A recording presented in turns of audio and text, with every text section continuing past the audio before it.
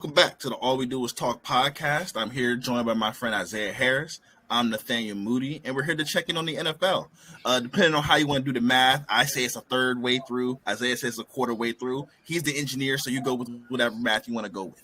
Anyway, what's up, y'all? How you doing, Isaiah? What's up?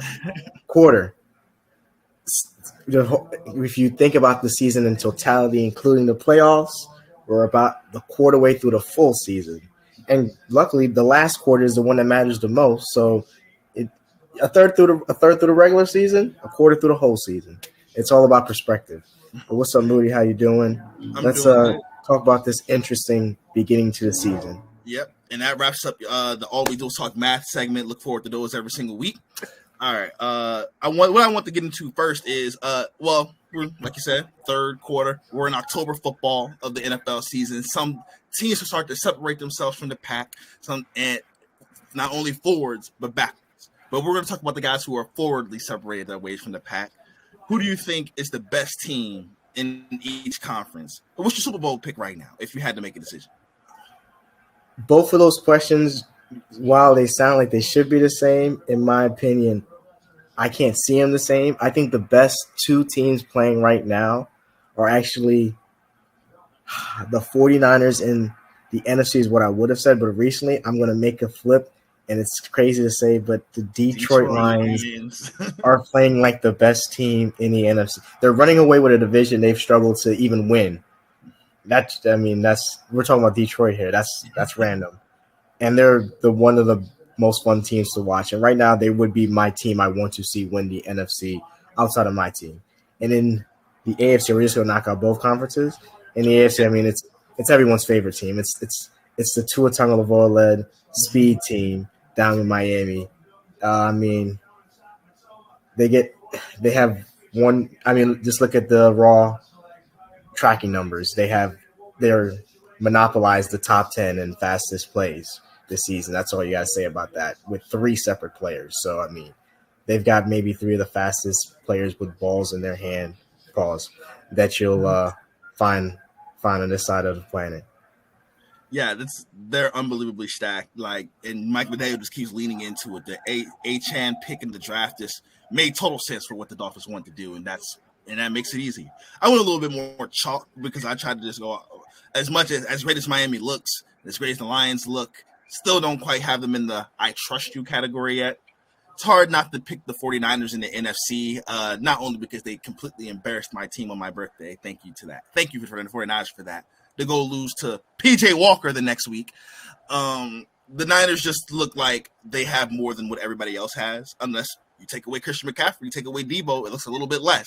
But from what they're playing with on offense and defense, both sides of the ball, the only thing that's beating them is themselves, honestly. And it seems like that seems to happen every year right around the NFC Championship game. But since it's October, they look like the best team in the football right now. And then over in the AFC, I still haven't seen anyone truly show me that they're ready to challenge Patrick. So until that changes, I look at Buffalo, and then they go to London and they get dominated by Jacksonville. Miami got dominated by Buffalo. Baltimore, they've looked up and then down and then up and then down again. We don't know. You skipped out. Jacksonville got dominated by Houston. Jacksonville got dominated by Houston. Houston looks like a legit playoff team, and it's crazy. It's crazy what's going on in the AFC. It's cannibalizing each other as we expected. So much so that Cincinnati looks like they're about to be outside left looking in if they don't get their stuff together going on. Because once again, even though we said it wouldn't happen, Pittsburgh has managed to have over 500 and competing for the division once again because it's just what they do. I'm pretty sure we both picked Pittsburgh to be 500. We don't bet against that here anymore. It's the law of the script. Pittsburgh to 9-8. That's it's simple. It's gonna happen. So yeah, I would say a rematch of Super Bowl 2019 right before COVID happened. The last fun thing that happened in this world before it all went to hell. The Super Bowl between the Chiefs and the Niners. If we get a run back of that, I think that'd be fun for everybody. Yeah, I mean, I totally agree with you. I would like to see Detroit versus Miami in a Super Bowl, but this is not the world where we get to see nice things like that. We're going to probably get stuck watching Super Bowl 54 rematch. KC versus San Fran, probably with the same type of ending. So, I mean, Yeah, I mean, nothing. I picked Kansas City originally to win the Super Bowl this year, and they're on cruise control. That's the only negative thing you can say about them is that they could literally make sure they do their job for Vegas and keep the games close and just don't embarrass anybody and not even doing a Taylor Swift side quest. So you're getting good TV when you're getting Kansas City now. But yeah, I wouldn't. Even though I think Detroit and Miami are playing the best right now, KC is still standing tight. Now I will say Detroit has a better chance to overthrow San Francisco and Philadelphia, Dallas than I do think Miami does of overthrowing KC. So that's why I do believe actually the Detroit Lions could. I mean, it's hard to say because it's the Detroit Lions, but the Detroit Lions could win the NFC theoretically if they stay healthy because they've got the defense going. Aiden Hutchinson is a beast. The secondary with Cam Sutton and I can't remember the other guy that they signed has been clicking. Brian Branch has been hurt, but he was amazing when he came on. So I mean, it's weird that we've been on Detroit for a while here, and all we do is talk. But it's weird that they could have easily started slow and let things get out of hand, but no, they just came out, be the team they said they wanted to be, and they're proving everybody that Dan Campbell knew what he was doing all along. Perfect rebuild. Like, this is the most ideal rebuild all time. Bad season, but you look competitive sometimes. You give the people hope. They fall into Aiden Hutchinson because Jacksonville overthinks it and takes Trevor Walker. They improved last year, go 9-8. They end the Aaron Rodgers era in Green Bay. Don't make the playoffs, but they were the best team in the NFL in the second half of the year. And now, in the first half of this year, you can argue second half of last season, first beginning of part of this season, Detroit's been the best team throughout their whole time. I think they're a 13-4 record in those 17 games. Detroit. This is how you do a rebuild. Don't forget falling into an extra top 10 pick because of trading away their franchise players. So getting those 2 first-round picks for Matthew Stafford, that's the perfect. That's the last catalyst that really if you don't mess up those picks, which we don't even know if they haven't messed up those picks yet because they did have a suspect draft last year. The players look good, but the value is what we're questioning as everyone. They're trying to win right now, and those players are going to help them win right now, which is what I think their goal was. But all right, that's enough for the favorites. Let's get into our next topic. I want to talk about who are some of the teams that have exceeded expectations and who's kind of fallen behind under the weight of expectations. So I'll go ahead and get started on this one. My most surprising team is down there in Tampa Bay, Florida. I'm really, really stunned that the Tampa Bay Bucks look as good as they do. I thought this would be a 2-3 win team. They got 3 wins already, and they've been able to find a way to scrape together that defense. Shaq Barrett is back. David is healthy. They got Devin White to come into the building and participate, and he's playing decent football. The secondary has been somewhat healthy for most of the season, and they scraped together a top 10, top 12 defense. And Todd Bowles is a good defensive coach, so that's doing a nice little carry job for them while the offense figures it out. And Baker Mayfield, he was the number 1 overall pick. That doesn't give you a ton of clout, but it shows that he was talented enough to be able to, if he can figure it out mentally and be healthy, because I think the biggest problem with him is he spent 2 years being unhealthy after that shoulder injury dealing with Cleveland. He looks healthy and whole again and mentally confident, and Mike Evans is a perennial 1,000-yard receiver. Chris Godwin is a perennial 1,000-yard receiver. Tristan Wirfs is an all-pro left tackle. Well, he was an all-pro right tackle. Now he's an all-pro left tackle. They had enough skeletons of a good team around them that this team was in the playoffs last year despite being 8-9. And you thought Tom Brady, the Baker Mayfield, huge drop-off, which it is, but the rest of the team has scraped itself together enough that they look decent. And they got dominated by the Eagles. And I can't remember who else they've only lost to good teams. They only lost to 2 good teams. No. They lost. Who did they lose to last week? I'm trying to think. You continue. I'll look it up. Yeah. I think I thought they had a pretty bad loss last week. That kind of. But overall, I thought. Okay, you're right. Detroit dominated them. Detroit dominated them. It did a really good defense. So it's unless they're playing a team that looks like one of their top teams in their conference, they've looked pretty good. So I give the Buccaneers credit for that. They looked a lot better than I expected. All right, at least we'll have a different team here. You went with the NFC South team. I'll go with the AFC South team. I'm going to easily go with Houston. I'm going to go with a young team that's overachieving as opposed to an older team that's holding on. Simply, CJ Stroud looks amazing. I think the coaching, I don't know who's scheming it up, but they've found some guy. It was the New England guy. Niners play caller from last year, Solak, I think his name is. Yeah, I think he came from I think he's got some New England ties to the Josh McDaniels system, Brian Daboll system, because they all learned it from I think the old Notre Dame coach, Charlie Weiss, is the original heralder of that type of offense for New England in their heyday.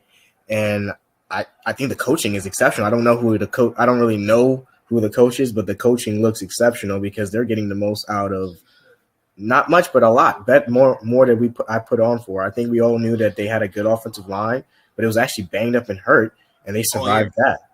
And they're getting back Titus Howard, and they still have Laramie Tunsil, a trade that people laughed at, but I mean they've gotten every year they've had him. He's been a All-Pro caliber left tackle, so I mean that's worth 2 first-round picks, even if everything around him is falling apart. He's been a valuable piece. He's probably the best player on their offense before CJ Stroud showed up.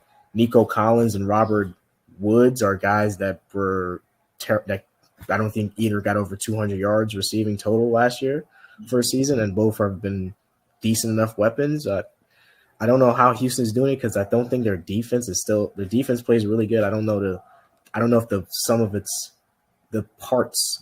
parts are playing above the sum of the individuals because I don't really know. I don't even think Stingley has been I think people forgotten that Stingley was drafted over Sauce Gardner. He's on IR. So they're not even getting value out of him, and they're still playing. The scheming is working. What's it called? The D'Amico Ryan scheme it's multiple. It's confusing defenses, and I don't know if they're doing what the Giants did last year, where weak schedule and new coaching and new system that people don't know about, so they are able to hide things with tricks that people haven't seen yet, but it's looked good. And if CJ Stroud's playing good, that's good for everybody's job. So, I mean, I'll take Houston for my biggest surprise because I thought they wouldn't win over. I thought they'd probably be giving up a top 2 pick this year. So, and I thought them for sure would be out of the playoff hunt, and they're in it. So, I mean, everybody in the AFC is in the playoff hunt because we thought coming into the season that the Colts and Houston would be the 2 teams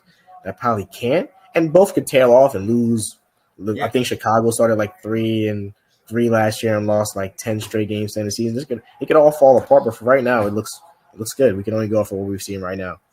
Yeah, rare defensive coach, young quarterback pairing working well, and that's what D'Amico's handling the defense, and Stroud and whoever the OC is taking care of the offense, and it's complementary football. That's where the questions come in. If that offensive coordinator is found out to be doing a lot of heavy lifting, you're not good. That's where the problem can occur in the future. But for now, it's working. For now, it's working great. And I would definitely Houston. I try to get a little bit different with the Bucks, but yeah, Houston, they look terrific as for a football team. Beat Pittsburgh, beat Jacksonville. They've competed in they beat New Orleans. They've competed in every game they've played in. Other than I think the first Colts game or the second, they played the Colts twice, and one time the Colts kind of pulled away from them. But other than that, very impressive win versus Pittsburgh. Very impressive. So yeah, it looks like they have a franchise quarterback, and you could build all around it once you figure out if you have a franchise quarterback. He looks like a 10-year vet already. We didn't even talk about Tank Dell, who they drafted in the 3rd round. He's had a little bit of a mini breakout to start the season. He's dealt with a hamstring injury, I think, in the last couple of weeks, but early on he had a couple of big games. I think he went for over 120 on Pittsburgh. They look good. They definitely look good. They look like they have a semblance of talent. They still have a first-round pick last year, even though they gave up their own. They have somebody else's. So the development is still there, and Houston can win as many games as they can try. All right, and then we're going to move to the other side of the spectrum. Most surprising teams now go. Who's been the most disappointing team in the NFL this season? You went first last time. I think I'm just going to knock this one out simply. I didn't think they would be great, but the Carolina Panthers falling flat on their face at 0-6 is pretty shocking. I think the luster on Frank Reich, which I started bringing into question years ago, it looks like what he was doing in his time in Philly and his first few years in Indy. He was just ahead of a trend that people didn't know, and now defense have caught up, and he doesn't have any other tricks in his bag. The coach, so they're already taking play calling away from him, and I mean that was the main reason I thought that you would want Frank Wright to be your coach. And Bryce Young, he looks like a rookie in a bad situation, and his limitations look even worse on a bad team, which was my fear of him coming out of the draft, is that if he's can he survive being on the worst team in the league for a few years? And they've made so many bad choices the last few years. I mean, the best thing they've done was trade Christian McCaffrey, and they've kind of like blown that by doing so many bad things around it, like trading probably way too many assets, getting too greedy, too jumpy to trade up last year in the draft, trading away DJ Moore, a pick this year that might be the number one pick. That would be, you would hate to trade up for the number one pick and then earn the number one pick the next year after you traded it away. That's in a draft with better I'm for sure. I thought there were better quarterbacks than Bryce Young last year. I know for sure there are probably better quarterback prospects in this draft this year. So the pain might not be over. This could balloon and spiral downwards into one of the worst franchises. Do you remember how Cleveland got to 0-16? It took years and years of bad decision making. They've kind of done a lot of years and years of bad decision making here, and I hope they get it together because they still have a lot of talented players. But Jeremy Chin's hurt now, so you can't even get assets back for him. Yeah, they traded away DJ Moore when they should have traded away the edge rusher Brian Burns, and they're going to probably have to take less than for Brian Burns this year than they could have got last year. They still got Derek Brown, their cornerback that they overdrafted a few years ago, specifically over Micah Parsons and Pat Surtain, is injury prone. Iku Ekwonu has taken a step back. It just looks like the bad leadership from the top has trickled down throughout the organization, and hopefully they can survive it. But if they have to give away a number one overall pick, that might make things worse for next year, unless they really, really get on their game this offseason. Yeah, it is ugly. Like Bryce Young coming out, like he had obviously awesome talent when he won the Heisman, but the next 2 years after he was there, the talent wasn't elite. He looked like somebody who could navigate decent to mediocre offensive line play, all right receivers. But that's in college, and it's the NFL. You don't have the tools presented to you in the NFL to be able to make things work.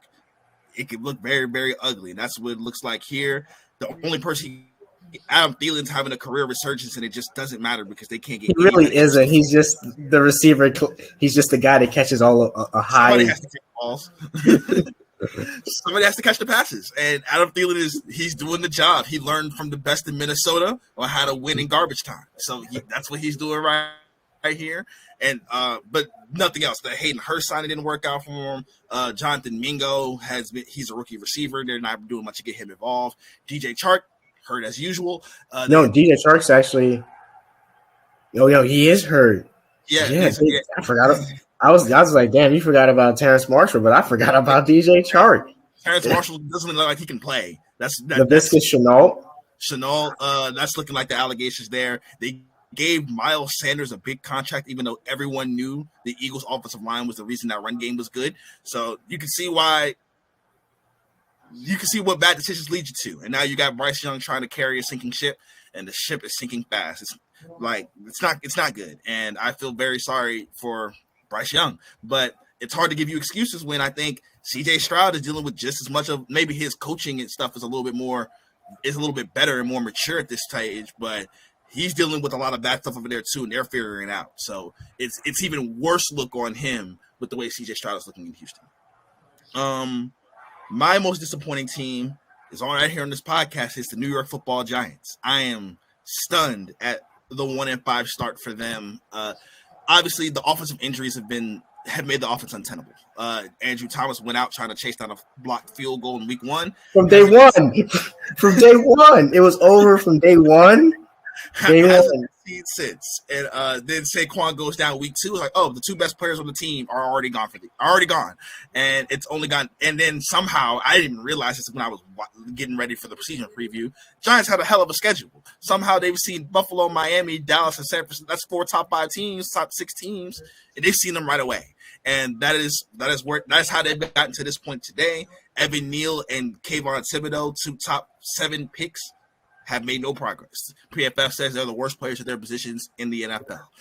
You saw the great, and trust me, we're on Sunday Night Football enough for you to see those 144 out of 144 or 32 out of 32. These are the worst players that these guys are starting by default. They're the worst players. They're getting all the snaps and giving you the least amount of production at their positions in the NFL. Those are fireable offenses. Like that it's crazy for that to happen. And then there are other guys like Azeez Ojulari hasn't stepped up. Xavier McKinney hasn't stepped up. He was asking for a new contract. Like they won't put Jalen Hyatt on the field, but they'll continue to let Darius Slayton and Sterling Shepard get snaps. And I like Paris Campbell.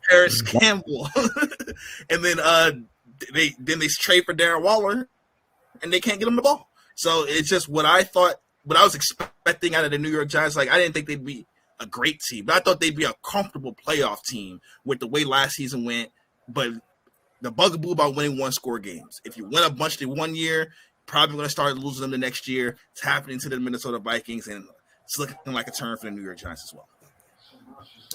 Yeah, this is what we're going to call great transitioning, because I believe our next question is bad team that's going to turn it around. And I'm clearly picking the New York Football Giants. So I can just go transition straight to talking about that.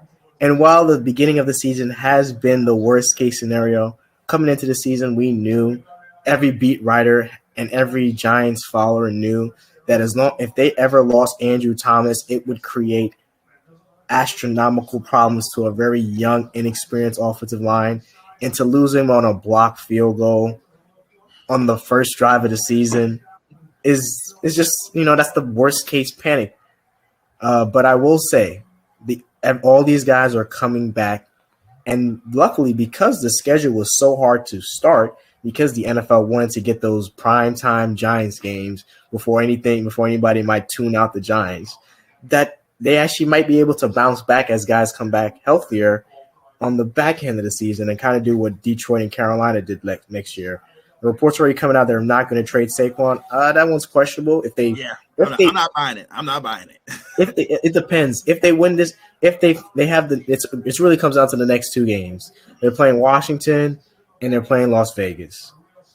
Winnable games. And then I think they got Green Bay, New England. So their winnable games are coming up. The schedule is lightening. They haven't played Philly, but one of those Philly games is on week 18, and I expect Philly to be resting starters by then, hopefully. Maybe, but that's just me hoping for a free game right there. But, yeah, hopefully the guys get healthy. They should have expected this year to be harder. They were aiming to be at the same record as last year because the schedule was that much harder. So Darren Waller, while he hasn't been great and he looks old and he has gotten hurt, he is still one of the most productive tight ends, which isn't saying much because there's only one. There's 1-2 productive tight ends in the league. So I think he'll be okay. But Jalen Hyatt has finally started to push Paris Campbell to the bench. It looks like they're moving away from Paris Campbell. I'm shocked. There was lots of preseason hype for Paris Campbell. He was heavily featured in the offense, and all that preseason hype was lies. Wan'Dale Robinson is getting healthy. While not my favorite Giants receiver, he's better than he's probably the best receiver on the team right now. They're getting Hyatt, Wan'Dale, Slayton, Isaiah Hodgins. Still not a good set of weapons, but they're getting those guys more reps. They cut Cole Beasley. Sterling Shepard has actually been glued to the bench. He's actually wasting a roster spot. They probably should have just cut him, but the sentimental reasons they wouldn't cut him. Make him a coach. He's the last remaining member of the boat photo. Just get rid of him. Just move on. He's barely played the last 5 years. I don't know why does he have an automatic spot on the New York Giants if he's not on IR? But they moved away from him, Sterling Shepard, Cole Beasley, Paris Campbell, more towards Wan'Dale Robinson, Hyatt, Slayton. So that could be more of an explosive offense. While the biggest problem is the coaching all the coaching flaws of time management have become even worse this year. The coaching has to get better. Defensively, someone has got on Wink Martindale's ass and told him, you do not have to stupidly blitz 75% of the time for the sake of blitzing 75% of the time. So the defense has picked it up. Deonte Banks actually looks like a player. Trey Hawkins from ODU, I mean, he got exposed for a good amount, so he's been fighting with stints on and off the bench, but it's okay. Adoree Jackson is still valuable in my eyes, and I do think he is a valuable piece for this defense. And Dexter Lawrence is still – he's kind of planted his flag as the best player on the team. He's consistently healthy, productive, and consistent. So, I mean, I think at least he's having another great season. So, at least he of all the players they re-signed this year, he's the only guy that is making his money because Jones has been hurt, Saquon's been hurt, Andrew Thomas has been hurt. And that if the three best offensive players that are key to your offense have been hurt, it's going to make for a tough season. So get everybody back, and they could turn this around. If the coaching is what we think it is, they should be able to turn this around. Yeah, you gotta chase at this point because, as you told me off the show, the New York media will start eating people alive very, very quickly. Zach Wilson saved himself. Now it's on Daniel Jones to save himself as well. But I'll get into wonderful segue to get into your most disappointing team that turns it around. Mine is a pretty easy one, the Cincinnati Bengals. I expect that to get picked up pretty soon. I think Joe Burrow's looked a little bit healthy. I saw him starting to push off that calf a little bit more in their last game against the Cardinals. It is the Cardinals, but they went out there and got the job done. T. Higgins should be getting back healthy. Jamar Chase, Mr. Always Open. You already know how it is with him. He's getting the job done. They rediscovered that Tyler Boyd's actually useful, and they're actually getting him more involved in the offense instead of continuing to feed pointless Joe Mixon touches behind the offensive line that can't run block. And we already know Lou Anarumo and that defense is going to show up whenever they need to show up to get the job done for them as well. So the Bengals have all the ingredients to turn this around, and still the division is still there within their grasp. It's still possible for them to win it. And playoff spot definitely there as well, too. They just have too much talent on that team for them to fall off like this. Obviously, early injury to Joe Burrow kind of threw things off with their offense. I think it affected him more than they wanted to believe. And they pushed for him to get him ready week one. He played. He's kind of trying to play through it. And now he should be coming out a little bit healthier in the second half of the season. I expect Cincinnati to go on a decent run here. And it showed that even though they started slow like they do every year, they're still going to be one of the teams there at the end. Yeah, I mean, you were bolder than me. I picked the NFC team because I think every NFC team is theoretically still in it, including like the Arizona Cardinals. And I think it's an easier path. So I went with a cop-out picking the Giants. I think I went with a cop-out picking the NFC team because the bar is lower in the NFC. There's literally like 4 good teams, and whoever else makes the playoffs that isn't in the NFC South is kind of probably not a playoff team, but just making it because of numbers. Going in the AFC is bold because I think the Bengals have the second hardest schedule remaining. They haven't played Kansas City yet. They haven't played Buffalo yet, and Buffalo's been banged up real bad. So and Kansas City hasn't been world beater. So maybe that might be a good thing or a bad thing because they might pick it up by the time they get to them. I don't know if they're playing Miami this year. I don't know if they're playing LAC because those are some other tough teams. But I do know they play in the toughest division in football. And for you to say they're going to get that's tough. That's a tough division. Baltimore looks good. I don't think they're out of it, but Baltimore has looked good. But they've had their setbacks. It's just if you told me I got to ride with Cleveland because Cleveland was the team I picked to win the division. So I got to ride with them, and their defense is top. So I would struggle to put lots of money down on who would win the AFC North. So for you to pick Cincinnati, it's pretty bold. I could see it, but it's bold. Here's the schedule. They're on a bye this week at San Francisco, home against Buffalo, home against a very sneaky Texans team, at Baltimore, home against Pittsburgh, at Jacksonville. So the next 1, 2, 3, 4, 5, it's a gauntlet for the next 6 weeks for the Cincinnati Bengals. But once again, I think they have too much talent. The Niners are suddenly look a little beat up. Like you said, the Bills are a little bit beat up. I think they'll beat Houston off of talent and then the division. So, like I said, I trust in Cincinnati's talent and I trust in their ability to hang on to a top 3 defensive coordinator for the last 3 years because no one will hire him for some reason. But, yeah, definitely a bolder take, but a take that I think will. I did not realize the schedule was – I saw the numbers. I didn't look at the schedule. That's a pretty brutal schedule. That's a daunting. That's a pretty brutal schedule. If they make it through that, then they deserve it. Oof. Okay. So moving on to the other end of the spectrum, definitely a hot team going into the playoffs. Teams that we think will fall off. Teams that have started better than we thought and will fall off. Do you want to go first for this one? Because I think there's 3 prime candidates for this one, and I think you'll pick one of them for sure. Yeah, it's a team with the hardest remaining schedule. It's the Philadelphia Eagles. That schedule, if you look at the Philadelphia Eagles schedule from now until mid-December, hide your eyes, man. That is a tough gauntlet to deal with. I'm gonna go look it up right now in real time. But you can see from the way the Eagles have played all year that this isn't the same team as last year. They're younger on defense, especially in that front 7 area. Javon Hargrave, who's having a career year in San Francisco right now. While you like Jalen Carter and Jordan Davis has definitely picked it up, and Fletcher Cox is still a solid veteran, none of those guys are as good as Javon Hargrave. And now Bradbury's a little bit older. Now they have to start moving him in and around a little bit because he can't be a travel island guy like he was a few years ago in Carolina. Slay, injuries are starting to deal with him because Philly went from the most healthy team in the league last year to, okay, 1 or 2 injuries have popped up now because it's hard to be the most healthy team in the league every single year. We'll see what's going on with Lane Johnson. I saw a report that said 3 to 6 weeks. I saw a report that said he's playing on Monday. He's playing tomorrow. That's what I'm saying. I saw a report that he's playing on Monday. So it's just like, I don't really know, or Sunday night. I don't really know what to think about what's going on with Lane Johnson. But we know Philly got Sunday Night Football against the Miami Dolphins at the Commanders, who pushed them to the limit last time and beat them last year. Home against the Cowboys, at Kansas City, home against the Bills, home against the Niners, at Dallas, at Seattle. That is the next 2.5 months for them. Playoff teams, division leaders, teams that we consider the elite of the elite in the NFL. Like, it is a gauntlet for them this year. And I don't know if they'll be able to get out of it because, right, Jalen Hurts, who's leading the league in interceptions right now, they're trying to play a drop-back passing game with him. It's just not what he does.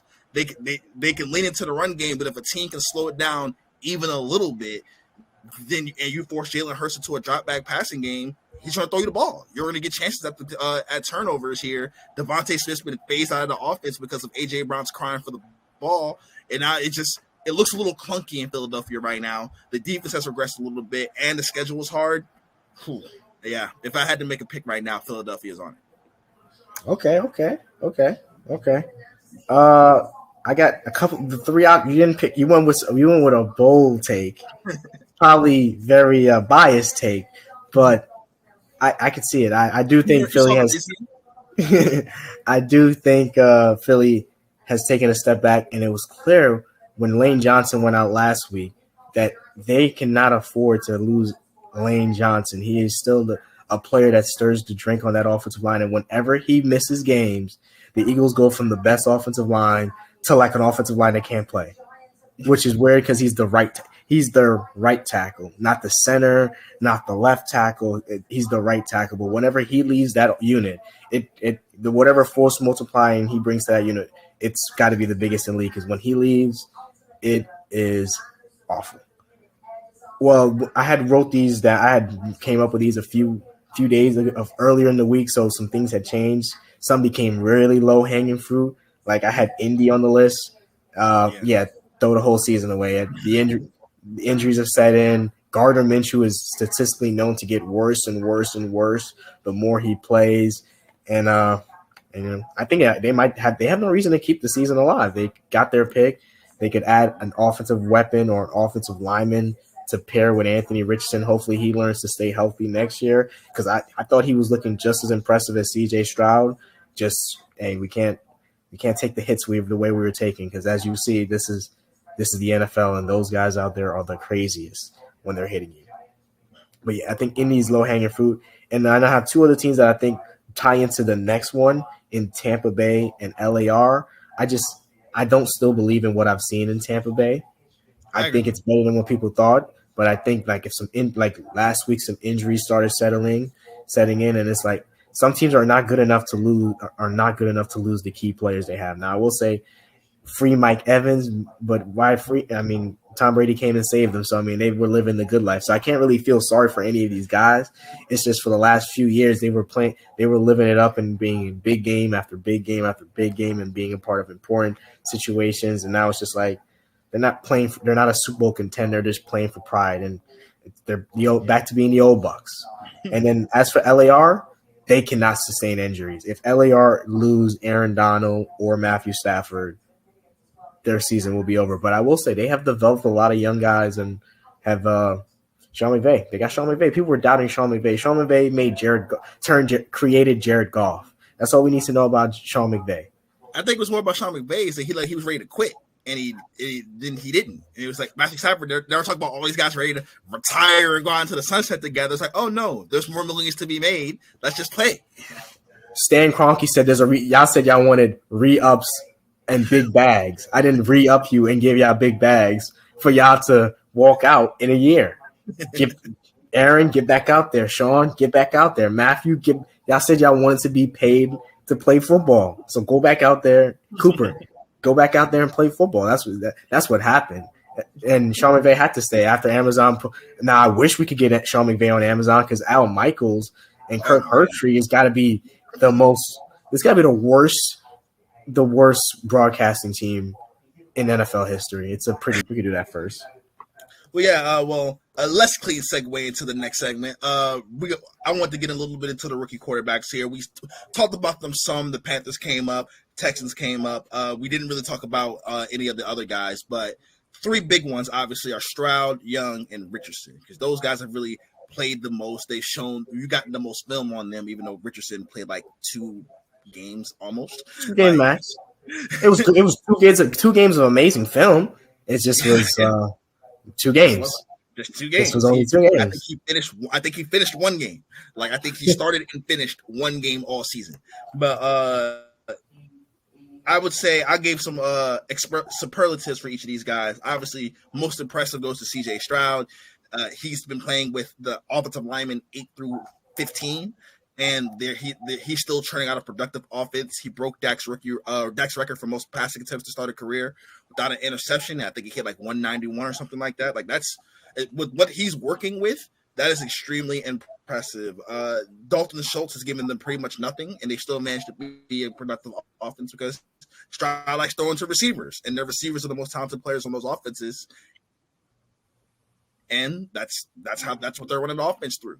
They haven't got Dameon Pierce going at all. He's averaging, I think, less than 3 yards a carry. He looks pretty bad behind an offensive line that isn't good. So, yeah, Stroud easily the most impressive. And then Richardson, I will say that I'm definitely surprised. I'm going to lean towards Shane Steichen is awesome, and so he has allowed Richardson to look better than what he is. But Richardson also, I think the blown when you watch the tape, it looked like a guy who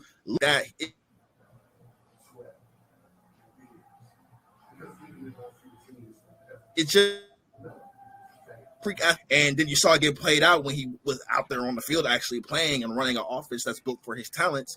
He can execute, and when you need him to make some throws, that arm is a hose, man. I remember he hit I'm trying to think, was it Downs or was it Alec Pierce? I'm trying to remember, but it might have because it was a smaller guy.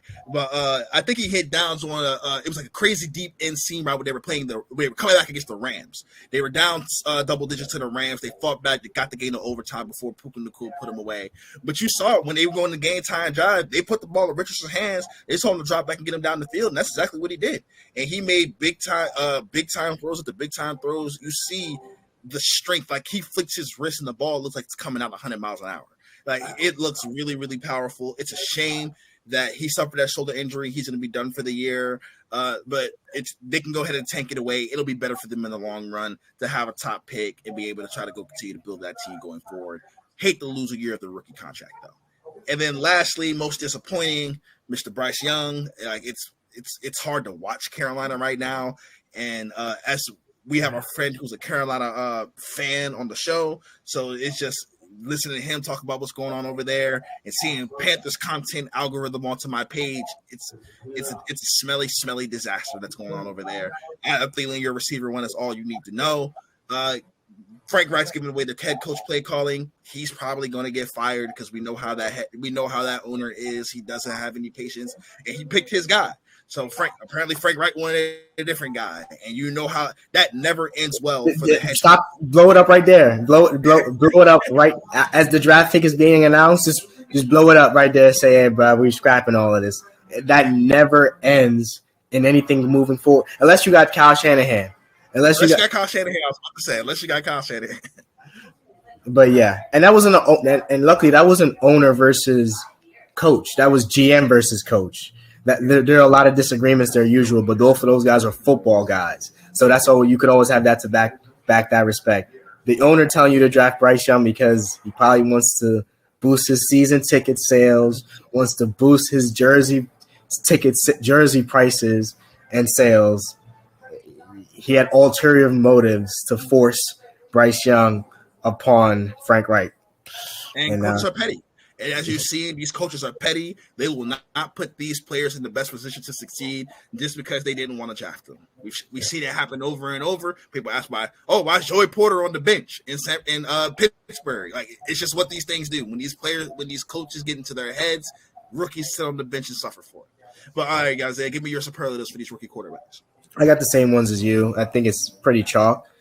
With my honorable mention to DTR's terrible game versus Baltimore, it just wasn't fair.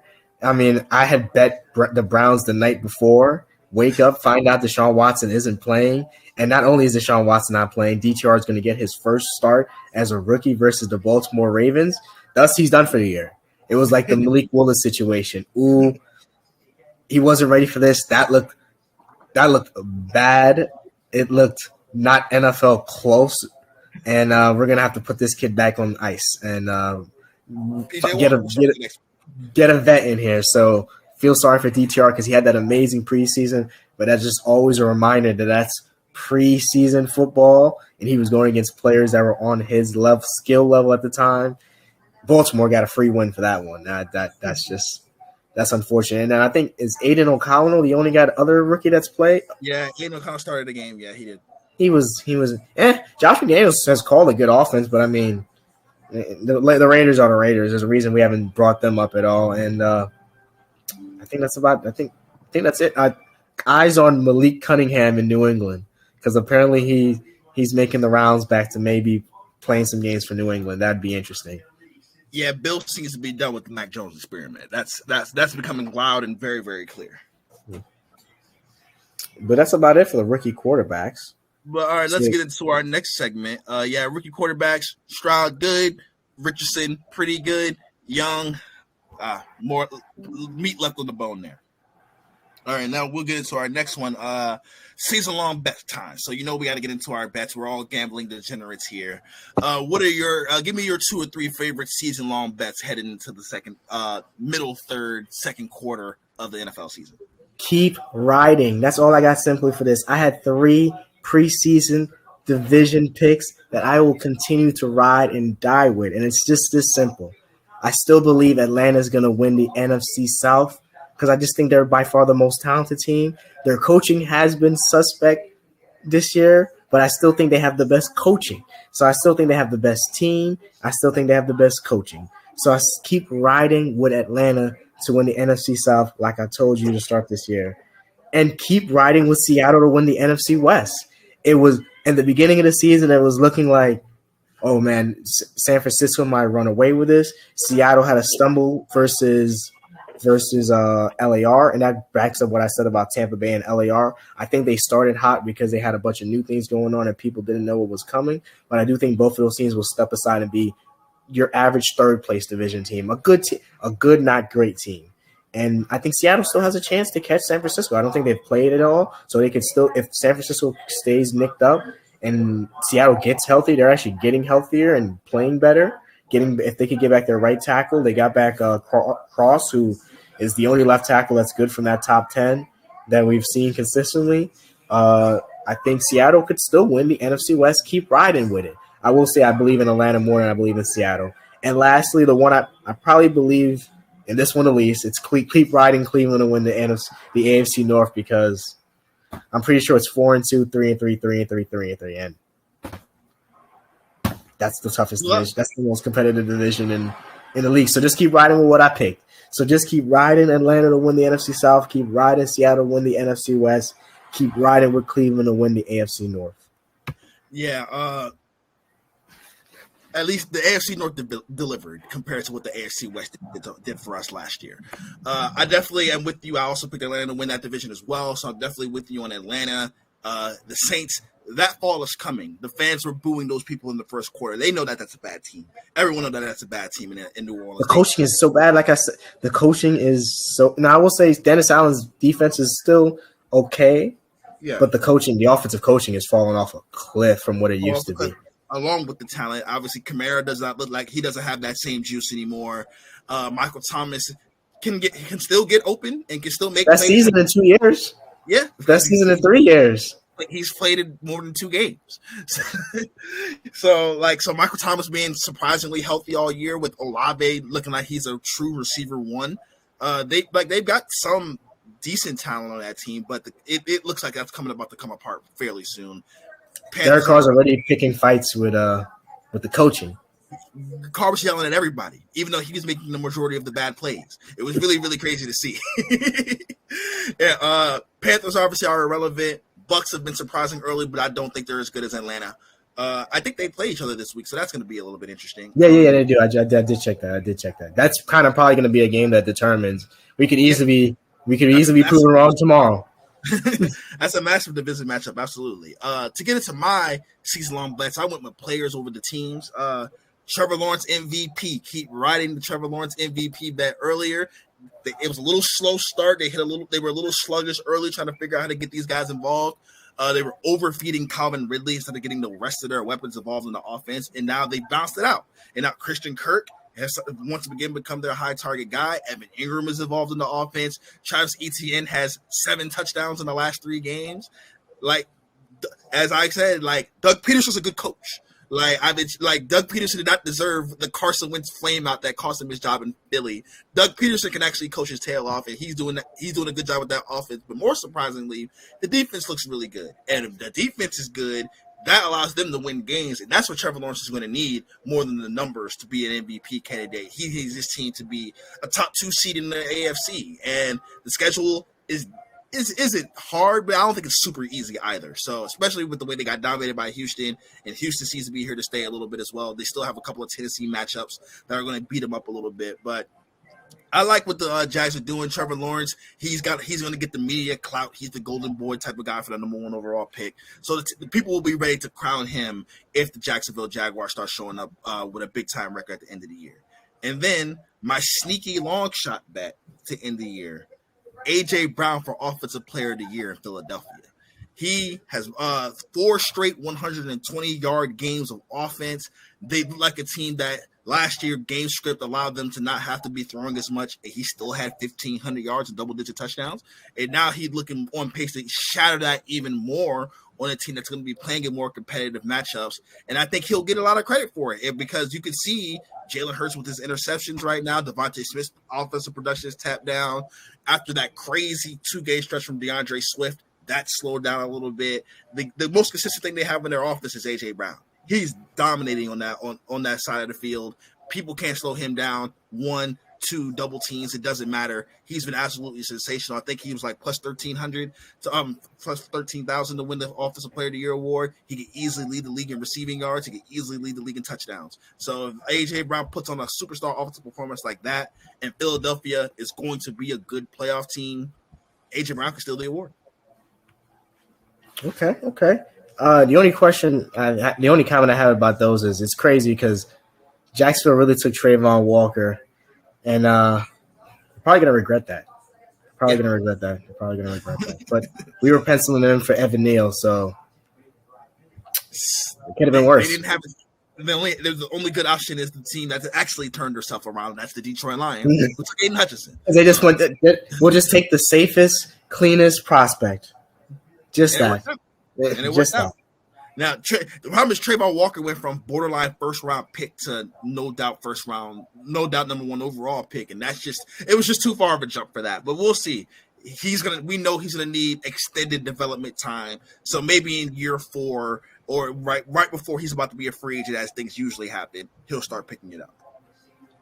But all right, I want to get into next is our favorite coaching performances from this season. We've had a few surprising teams this year. I think we've seen a couple of coaches announce themselves that we didn't expect to be that maybe we didn't have as high expectations for. And I'll just go ahead and start off with mine. I brought this guy up multiple times throughout this show, last show. Shane Steichen, man. Shane Steichen looks absolutely terrific. The Colts' record isn't going to reflect it, but their offense, the way they're able to get guys open, the creativity of their run game, their ability to run one game plan with Anthony Richardson, and then run a complete other game plan with Gardner Minshew, but the team's still looking efficient on offense. That shows high level coaching right there. I don't even love their talent, but suddenly he's made the offensive line look better again because they've shifted the way they're doing things on offense. Instead of Matt Ryan being a drop back statue in the pocket, being unable to get the ball out, they rediscovered ways to help the offensive line out. And now Quentin Nelson looks decent again. They got Brandon Corbett, and they got a couple of guys on that offensive line who were really good a couple years ago when the Colts had an elite offensive line, fell off. Now they look decent again, and now they're getting Jonathan Taylor back, and he's gonna be able to install him into the offense as well. He's made Zach Moss look very good on offense. Shane Steichen's doing the damn job, and I think his biggest credit is how Jalen Hurts looks in Philadelphia. With the way that he's already surpassed his season pick total last year, this year. It's been more of a struggle for that Philadelphia offense, and I think a big reason of that is because of the play call. Or how Justin Herbert has looked ever since Shane Steichen left LAC. We can talk about it. It's just Shane Steichen is earning a lot of credit, and I think the Colts found themselves a good one. Yeah, that's a really good pick. I've been touting Shane Steichen since the work he's done with Justin Herbert in LAC. And, unfortunately, he was a part of a bad coaching staff that he got cut by default of being by association. They were getting rid of Anthony Lynn's guys, and he was one of those guys, so they got rid of him because the Chargers make bad decisions. So it's clear we've seen that. And then he goes to Philly, proves that, hey, no, I'm one of the reasons that these quarterbacks are developing and playing well. And now he's in Indy, and he had Richardson looking really good, crafted. He's seen Richardson and he's seen Hurts and Herbert, so he was able to bring both those guys have skill sets similar to Richardson, where Richardson might actually, if there was a Venn diagram, he might cross in the middle of the talent set of a Hurts and a Herbert. So he had everything ready. Only problem is he didn't protect his quarterback, and he has to be better. He probably has never had his hands on fully being in control of a young quarterback. Being the offensive coordinator is one thing because there's a head coach over him, and he's always had an offensive head coach over him to probably do some more nitpicky things. And now he's just got to learn that. He's got to make sure he stays the course. And luckily, unlike Brian Daboll, he's in Indy, so there'll be less media pressure crushing him. My pick is going to be Eric Bieniemy with a question mark. The offense looks legit. The offense looks good in Washington, probably the best, most explosive offense they've had since the Jason Campbell era. Oh, no, RG3. That was so quick. Yeah, okay. since the RG3 era. Sorry, Jason Campbell. No reason for him to be being brought up today. But I will say they're kind of getting Sam Howell out there murdered because they're running plays that an offensive line probably can't, which means they're running extreme chuck and duck, which is something Minnesota runs, which is something the Giants have done. When you have a bad offensive line, you're chucking and ducking when you're throwing the ball deep, and they're running it at a higher rate where Sam Howell will not survive if he gets sacked 7 times a game for the whole season. He will not make it through the season like that. So they have to adjust that, but he has proven that he could run an offense away from Andy Reid. So if he was to go somewhere with a better team, he's proven his point. Now, I will say he's just got to get that last nitpick in because it's kind of, if Sam Howell doesn't make it through the season, it won't matter. That'll be a red flag of why you wouldn't want to put a young quarterback in the hands of Eric Bieniemy. So you just got to fix that out.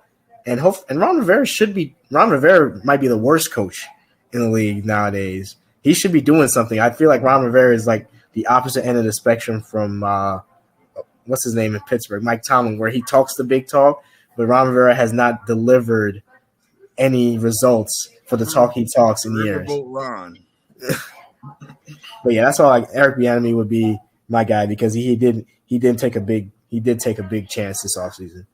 Well deserved. And Washington has talent on the offensive end, so I also want to keep that in mind as well. But yeah, him figuring out a way to get Sam Howell to be a productive as a passer, because that's their best thing have been on offense, is their drop back passing game. And it looks creative. Guys get open. He's got playmakers to compound it. And I think for Sam Howell, some of that is on him. Like, he's a rookie quarterback, and he also doesn't always know how to give up on the play. I think he's taking a few too many sacks, but some of that's on your coaching as well. The coaching got to let your quarterback know, hey, we don't always have to go chase the big play here. We can take these 5 yards. We can take these 7 yards. Living to fight another down is the most important thing a quarterback can do. And but even still, Washington's 3-3 with a chance to be 4-3 this week, and I think it ain't because of their defense.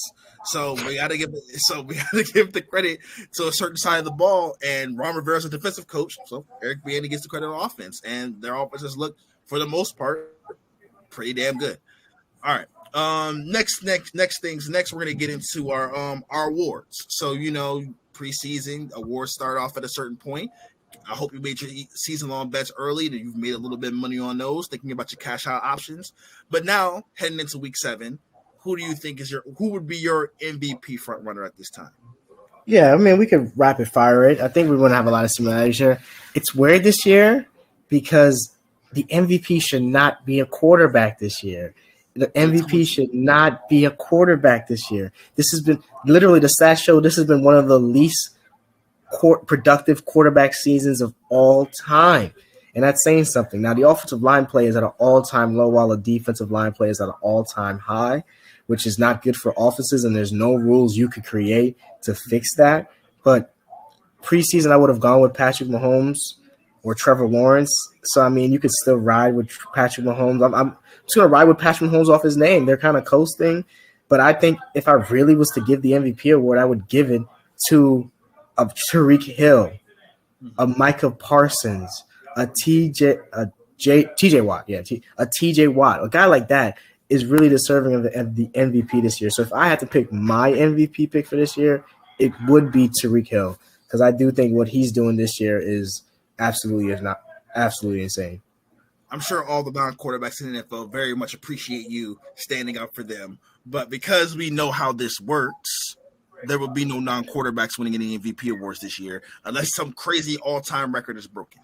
I have a couple of guys who I think deserve to be in this conversation. I think Mahomes, he doesn't count. Like, he's always going to be the default MVP if nobody else does anything, because he's always going to be that great. So my non-Mahomes options are Tua, related to Tyreek Hill, Mr. Lamar Jackson, and Mr. Trevor Lawrence. Trevor Lawrence was my MVP pick earlier this season, but Lamar, once again, the Ravens just win games when Lamar plays, and he's single-handedly carrying an offense that doesn't look very good. They have no run game outside of him. J.K. Dobbins tearing his ACL was a pretty big deal. Odell already been dealing with the injuries and stuff like that. People were hyping up a bag thrown at Odell Beckham Jr. in 2023 after all the injuries. This is a guy that's been hurt. Literally since day one, he's been hurt, and people were hyping up an Odell Beckham Jr. contract for $10 million. Your name goes last, Isaiah. The last thing that goes to your reputation is your name. And Odell Beckham Jr.'s name is hung there, but really it's Zay Flowers, Mark Andrews, and friends. That's what Lamar Jackson's doing. They're the front runners to win their division. The defense has been good, but still very beat up. So they've had a couple of slip ups. But yeah, I think if the Ravens win the 1 seed like I predicted them to, Lamar's going to be right there in the conversation. Tua, he's operating the best offense in NFL history. Now, we don't 100% give him the credit for that. Obviously, Mike McDaniel was awesome. Obviously, Tyreek Hill is absolutely sensational. But hey, look, Jalen Waddle's not even having this elite season. So, like, Jalen Waddle's kind of been lost in the cards a little bit. They don't. No, Devon Achane is. I was going to get to that. They don't have a real middle-of-the-field tight end threat, but Raheem Mostert and Devon Achane are going to combine for 4,000 yards and 40 touchdowns, and it's hard to be in an unproductive offense when you're getting that kind of production. But they're number one in passing, too. They're the best passing offense. They're the best rushing offense. They do everything better than everybody. That is what the Miami Dolphins are doing, and the quarterback's got to get some credit for that. But, all right, let's move on to your Defensive Player of the Year award picks. You can go first. I want to. All right. I got 3 pretty chalk options here. It's 3 defensive ends. it's Mr. T.J. Watt, it's Mr. Myles Garrett, it's Mr. Micah Parsons. Those guys are like not single handedly. I think Myles Garrett is doing. I think he'd be my favorite right now. What Myles Garrett is doing, like what he did to Trent Williams in that San Francisco game, I've never seen anyone do to Trent Williams. So like I got to give. I will say the Trent Williams we've seen this year. This is not the same Trent Williams we saw the last 4. Super 99 overall. It's like, all right, he's a 92, 93, 94 level player now. But even still, like Myles Garrett. 89. He's had penalties too. But still a good player. Still one of the best players. But this is not. We're not talking about prime Trent Williams. From what I've seen this year. But yeah, it was absolutely. Crazy. And then Micah Parsons, he's always going to be in these conversations. Once again, his sack numbers, his pressure totals are out there through the roof. He makes a ton of plays, and he just has to pick up that defense for the Cowboys because they've had some ups and downs, like 4 very good games, 2 very bad games. They just need more consistency, and his numbers got to get picked up. But the guy I think who makes the most effect on how his team's success goes is T.J. Watt, because T.J. Watt, Mr. Sack Strip Fumble himself, and usually a recovery to boot. What he's done for Pittsburgh, he keeps Pittsburgh in every game. Every time Pittsburgh needs some sort of play, he's going to go out there and make the play happen. He scored a couple of touchdowns against the Bank. I think he scored 8 touchdowns and forced another touchdown against the Bengals. Like when T.J. Watt is ready to play, he's absolutely sensational when he's on the field, and he actually like produces offensive points for his team, along with the fact that his usual production. And the Steelers, while their defense is up and down, T.J. Watt's super consistent, and he keeps those guys competitive every single year.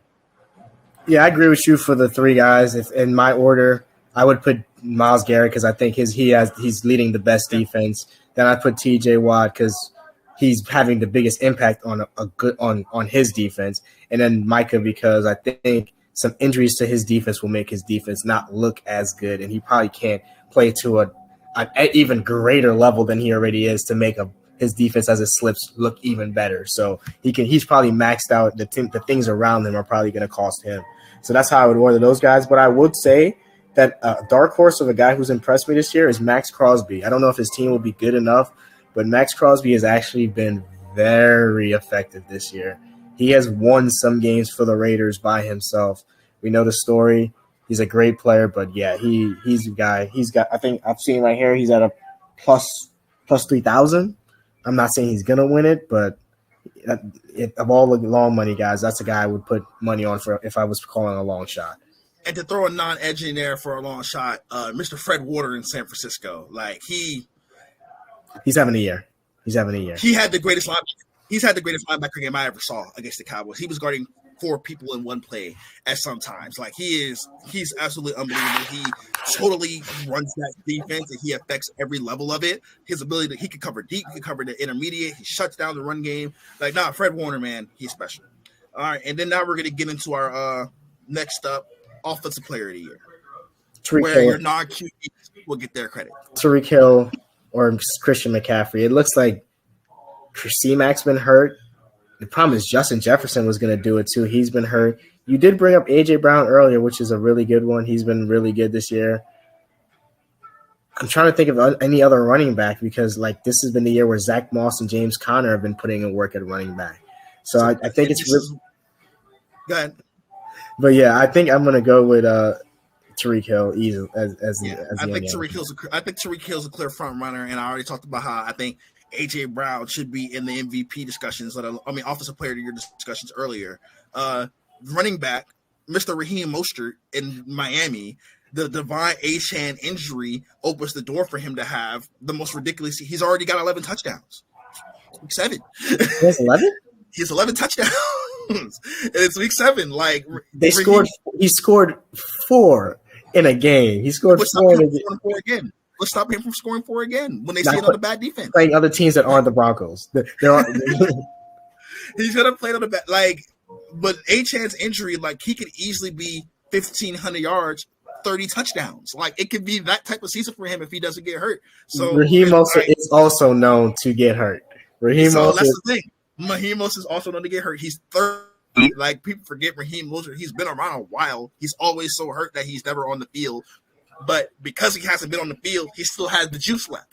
So the fact that he still has juice left and the best offense in the league, if they don't want to give it to Tyreek Hill, Raheem Mostert could easily have LaDainian Tomlinson-like numbers at the end of the year and try to be messing around and winning an Offensive Player of the Year award.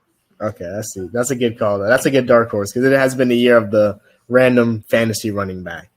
Exactly. All right. Up next, let's get into I think this one's going to be a pretty clear one, but a couple of guys can fight their way into it. What would be your Offensive Rookie of the Year pick? Okay, I actually thought you were going to go with Coach of the Year. But Offensive Rookie Year, easy. CJ Stroud. With now that Devon Achane's hurt, I think that hurts his chances. Now that Cooper Kupp is back, that hurts Puka Nakua's chances. And it's actually been a disappointment. Now that Anthony Richardson is hurt, it hurts his chances. So, I mean, it's probably going to be CJ Stroud. It's going to be CJ Stroud easily. Yeah, I think CJ Stroud's the clear front runner here. My number 2 and number 3 was Nakua and Achane. So that's what it is at this point. Like with Zay Flowers, like none of the he's been good. Like I don't think any of the rookie running backs have really stepped up outside of Achane. Bijan's been good. Actually, yeah, Bijan has been very good, but Bijan gets snaked by his own team, so no one wants to root for anything happening in Atlanta right now. We gotta fuck Atlanta. That's terrible what's going on over there, and it's a shame that it might get rewarded for it with a division title. But yeah, I go Stroud, I go Nakua, but I'd probably replace Nakua with Bijan because Cooper Kupp being back means Nakua goes back to being a number 2, goes to be a number 2 receiver, a number 3 receiver, and which is great for him, and he can still have a productive year, but Cooper Kupp is the guy who had the best single receiver season ever. Cooper Kupp's the guy that they won the Super Bowl with Matthew Stafford. Like, that's going to be Stafford's guy. As long as Stafford's out there, Cooper Kupp's going to get a certain amount of targets, and that's going to ruin Nakua's chances. But, all right, that was a quick and easy one. Up next, let's get into the Coach of the Year. No, Defensive Rookie of the Year. Oh, snap. Damn, I didn't even do the Defensive Rookie of the Year in my notes. But, yeah, you can go ahead. Defensive Rookie of the Year. I mean, it's been great. No. It's been the draft class that everybody was hyping up as this great draft class has come down to Jalen Carter running away with the Defensive Rookie of the Year. He looks by far the best defensive rookie. I will say honorable mention to Tay Banks in New York, who's actually been a really good cornerback for the Giants this year. So and playing against Jalen Waddles and the Tyreek Hills and the CD Lambs and the Deebo Samuels and the Brandon Ayuk. He's going against some good receivers. So, but really, it's been this rookie class. I think this is why people don't need to stop overvaluing the draft picks because in the end of the day, 75% of the players drafted are going to just be at best average NFL players, and this is what we've seen this year. I think we have to give an honorable mention to Mr. Christian Gonzalez, who I think would have won the award had he not gotten hurt. He looked like a dude right away, and it's a shame on that one. I think Will Anderson has actually been pretty good. He's good. He's been good. Better than I thought he would be. Yeah, so Will Anderson's been pretty good. I think he's in a good scheme for himself, and I think he's playing really good ball. But yeah, I think between him and Jalen Carter, those are probably it. Devin Witherspoon had that amazing game on Monday Night Football, so he has a big primetime kind of performance. Kind of like people will have his name thrown in there as well. But yeah, overall, I would say the biggest thing I've seen from this is a pretty disappointing rookie class, specifically from defensive impact. Like we're looking at what Tyree Wilson in Vegas. I think he has. I still don't think he has a freshman. He's not even playing. He's not recorded a stat. He's on the field, but he's not even recorded a stat. But he's also been hurt. A lot of these guys have been hurt. So I mean that's tough. That's tough. That's half the battle staying on the field. And then all right. So lastly, now coaches of the year. It's a 2-horse race. We've got the Miami Knights offense led by Mike McDaniels and his scheming. And we've got the Detroit kneecap biters up in there with Dan Campbell and Ben Johnson. I mean, that's really just staff for now. And, of course, Miami wins out because they've been way more impressive. But I think Detroit has a better chance to continue their success because of the weakness of the NFC. Yeah, I think I would say Dan Campbell's the front runner because I think people have been trying to give him this award. Like, I think they're ready to crown bias. I think people are very happy. You don't look at Dan Campbell and Mike McDaniels and think those are football. Both of those guys are football guys. Mike. So like Dan Campbell being the football guy playing in the, like I think he'll get a little bit more rub from the media. When you look at Dan Campbell, you think he wakes up and he benches 225 to get the day started. You question if Mike McDaniels can even bench 225. But lastly, his team's going to fall off, so I think it's going to be tough for him to win it in the end. But my guy Shane Steichen deserves to continue to be mentioned here in the Coach of the Year ranks. I think he's as good as any coach in the NFL right now. But I think with his quarterback going down, it's going to be Gardner Minshew the rest of the way. It's not much for him to be able to keep up. But all right, okay, enough for that wraps up those things. Now, last thing I want to get into in our show, some trade talk. You know, the NFL trade deadline, I think, is Halloween or sometime right after Halloween. First week. It's Halloween. No, it's Halloween day. Halloween Isn't it perfect? Day Halloween day is the trade deadline. So, great segue into the second half of the year. I'll start in the NFC. What are some NFC? Who are some teams in the NFC you think should be selling, and who would be your top guys to get traded and put on the trade block? I mean, I think it's just I think we both know it's two selling teams, one apiece in each conference, and the teams at the bottom. The Carolina Panthers have to sell, but they only have one thing to sell, and it's Brian Burns, and it's really tough because he's an elite player. Just because you have to sell him doesn't mean you're going to get away with making the decision to sell him, as they learned with the Christian McCaffrey decision. They made the right thing there, and their team didn't get better. So Brian Burns to like Miami, Brian Burns to Buffalo, Brian Burns. Just make sure to sell him to an AFC team this time. That's all I got to say about that. They gave DJ Moore to Chicago. They gave Christian McCaffrey to San Francisco. How about you sell him to the AFC teams? How the AFC get better instead of trying to be a farm system for the NFC? Damn it! Come on. And then I don't really know.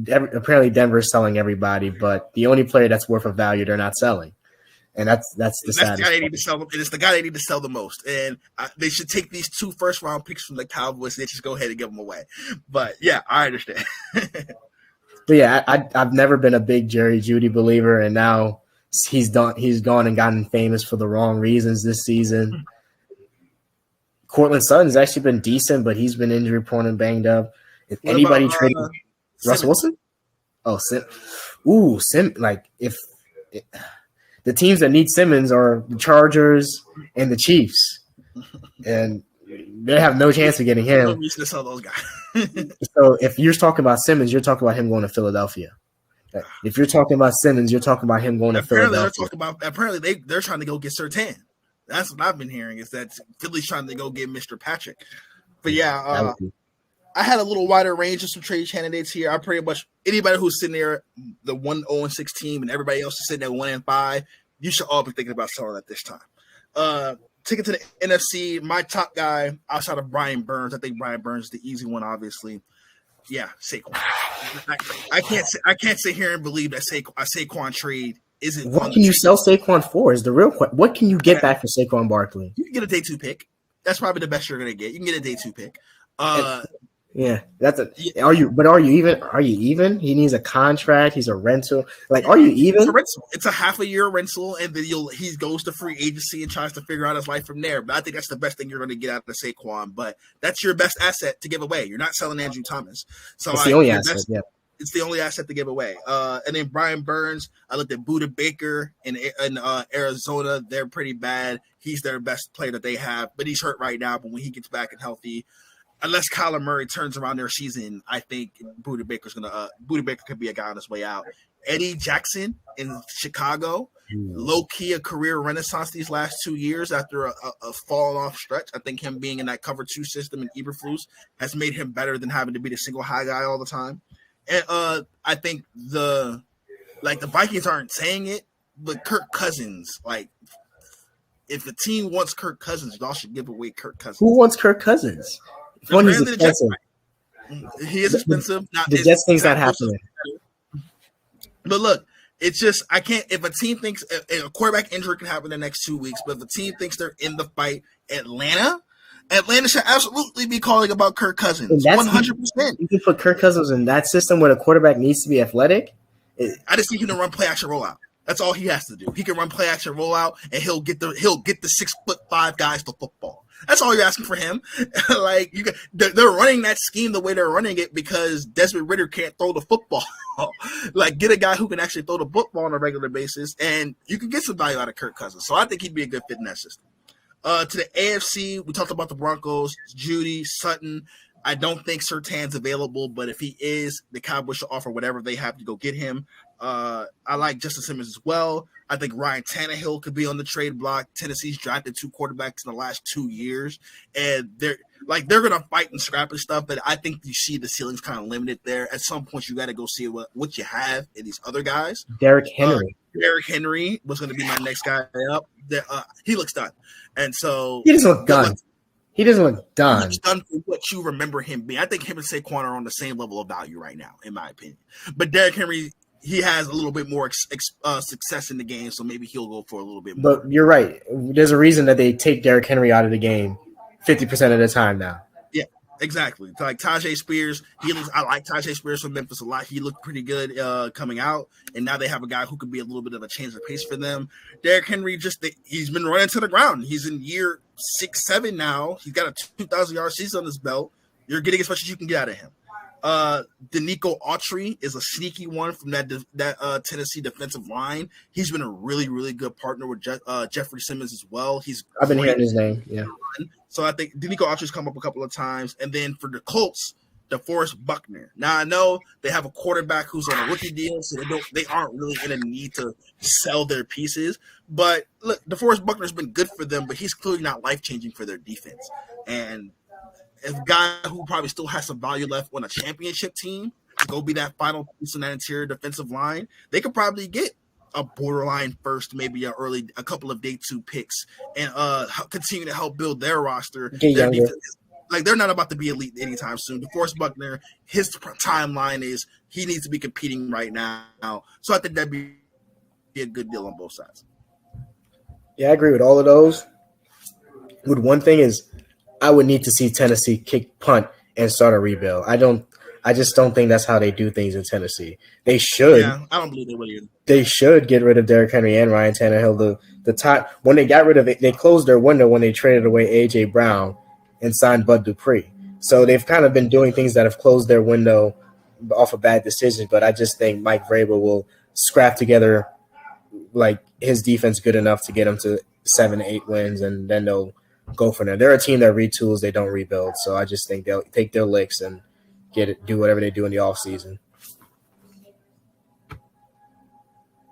That's all. Do the Patriots have anything to offer anybody? Oh, no, we didn't. There's a reason we didn't talk about the Patriots. They just, for as good as they were for the last 20 years, they're about to be on the opposite end of that spectrum for the rest of the time. So the Patriots, they don't have anything. Someone to go sack Bill Belichick. I think that's the only thing they have to offer. And you can't do that at the trade deadline. And you can't do that at the trade deadline. So yeah. Damn. Do they have anything? Do they have it? The tackle, Trent Brown. Trent Brown. The tackle. Teams don't trade offensive linemen. I like Trent Brown. He's a free agent. I don't think they're going to resign him. Other than Washington. That's true. But all right, yep, that's it. Nice long episode. Good check-in for the NFL this season. It's been a very ugly offensive season for the NFL. Defenses have learned to sit back in this cover 2 and kind of take away these deep shots from these elite quarterbacks. And now teams are having to figure out how to run the football again. And teams are having to learn about how to affect the short and intermediate areas of the field again. But I think we should be in for a great second half of the year. Another great episode with you, Isaiah. Enjoyed it. Yep. Everybody have a good one. Yep, and we'll be back probably right before the holiday season, if my math is correct. Probably back in like 6, 7 weeks. So yeah, that sounds about right. But yeah, enjoyed it. Catch you, Moody. Like, comment, subscribe, share, interact. Let's get it. We'll see y'all next time.